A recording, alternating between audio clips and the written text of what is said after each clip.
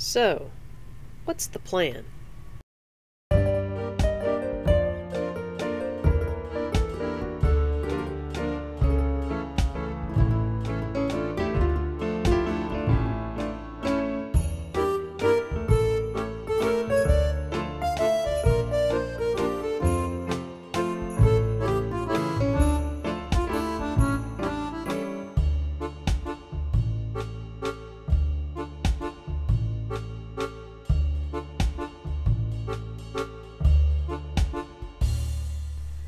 Okay, let's do a quick review here, because you guys are not going to believe what happened on day 3.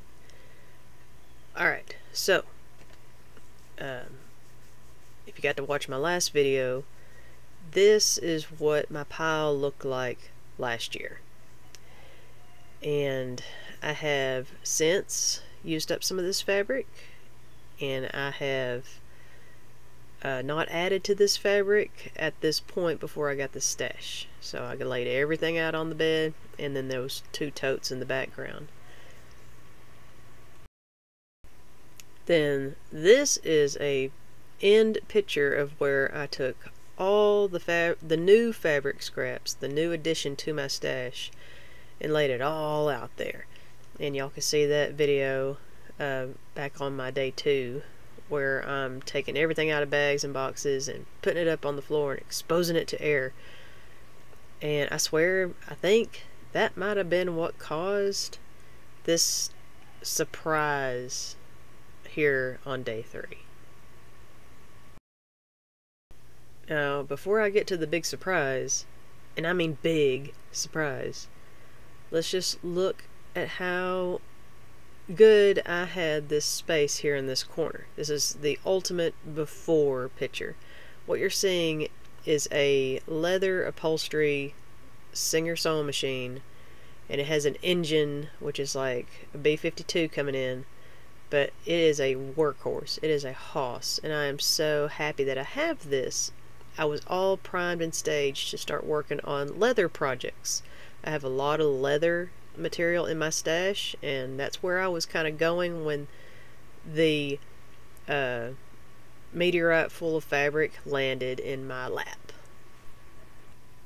Okay, ignoring the mess over to the right, because there's a little kid who's involved with that, I have gotten more stuff to add to my stash. Look here, all these boxes and bins. There's thread and ribbon and zippers, binding and strips and lace and trims, bias tape, buttons, sewing notions, needles, and large bolts of fabric here in these milk crates and in this box.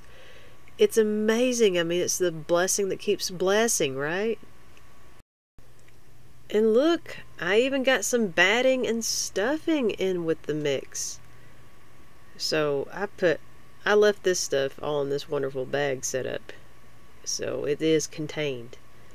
But you're asking yourself, okay, well, how did this happen? The group that donated the scraps on the first initial videos of this endeavor called me back. And instead of taking this stuff over to a thrift store, they said, how would you like to have the whole shebang? And I was just shocked. I was floored. I was like, whoa, wait a minute. This is the stuff this was the good stuff. I was like, wow, seriously? And I went over with my truck, and sure enough, this was a whole nother truckload. So we're talking 2 truckloads of fabric material. And it ain't just fabric. This is like all the glue that puts the fabric together kind of stuff. And I'm not overwhelmed. I'm just happy. I'm just so happy. Well, maybe, if I'm being honest, I am a little overwhelmed, because I have to be thinking about what the rest of my family is having to deal with as I am working with this bounty of fabric. And if you remember, my husband gets that anxiety whenever he's surrounded by clutter. So I have to be mindful of that, because I am a loving, good wife, right? And So I started putting everything into bags as quickly as I could, and I took this gift of the bonus, the extra, the second truckload, and I got everything into the house, but I didn't lay out a sheet and start piling it on.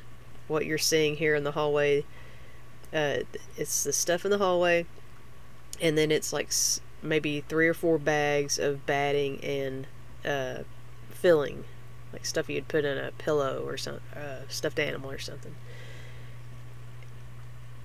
So it always begins with the first step, doesn't it? But here's the first bag of all that fabric that I have inherited. So not only do we have fabric, but we also have thread, more fabric. Let's see just how many of these boxes, how many bags of fabric I have. So I have already gotten about 6 or 7 bags, kitchen bags, full in the bedroom.